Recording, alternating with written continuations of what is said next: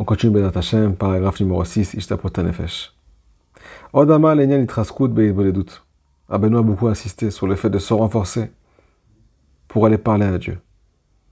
Utrinot ou Bekashot, et supplier Hashem, et lui demander tout ce qu'on a besoin.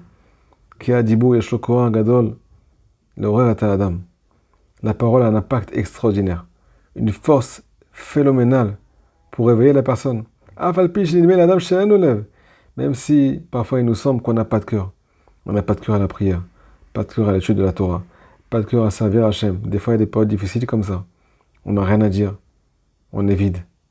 Nous dit Rabbi Nachman, Afal Piken, combien même. Le fait qu'il va multiplier les paroles.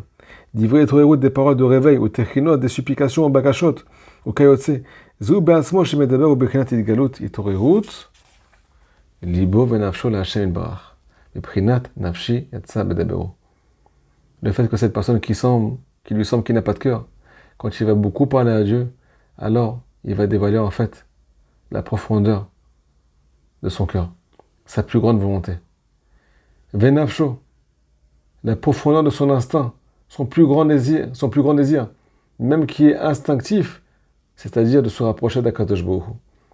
Comme dit le pasuk dans Shir HaShirim, Nafshi yatsa bedabero, mon âme, mon nefesh, est sorti, s'est exprimé grâce à ma parole.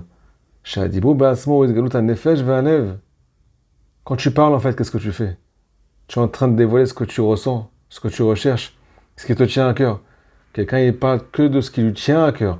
Donc quand on vient parler à Hachem, on vient beaucoup parler à Hachem, on vient se répéter, on vient répéter les demandes. On lui demande du renforcement, on lui demande la simcha, on lui demande la emuna, on lui demande d'être un juif kasher. Alors qu'est-ce qui se passe? Même si on ne sent pas nos paroles, en fait, on est en train de dévoiler ce qu'il y a dans notre cœur. Parce que ces paroles, elles étaient cachées à la base. Elles étaient cachées par nos troubles. Il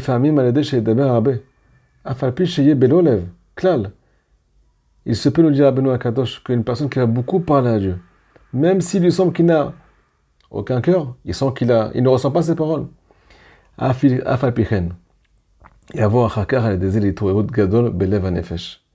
Il va arriver après quelques temps, après quelques minutes de sikha, de discussion avec Dieu, à un réveil intérieur très grand dans son cœur et dans son âme. Donc voilà le principe général. La parole a un impact sur la personne. Si du mal, une parole qui est négative, elle peut casser, elle peut briser une autre personne, elle peut briser un être humain,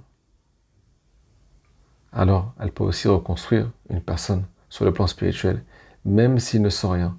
Le fait qu'il répète les choses, c'est ça qui va le réveiller. Chazak Baruch, à très bientôt.